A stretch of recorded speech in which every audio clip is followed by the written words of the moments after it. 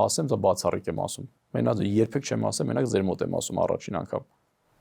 Ասեք։ Էդը գիտեք ինչից է։ Այդ վախը մինչև այդ սարսափը գիտեք ինչից է։ Ինչից։ Ուրեմն ցանկացած հեղափոխական գործընթացի ժամանակ, ցանկացած հեղափոխական գործընթացի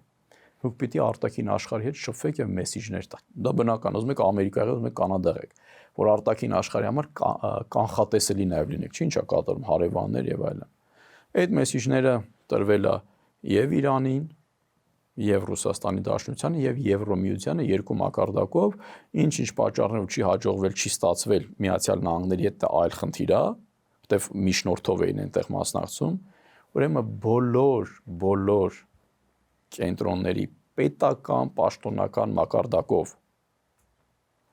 բոլոր կենտրոնների պաշտոնական մակարդակով հանդիպումը տեղի ունեցել բացառապես իմ հետ, օրինակ բոլոր դա շատ լավ գիտեն, նկարներով էլ են տեսել մնացածով։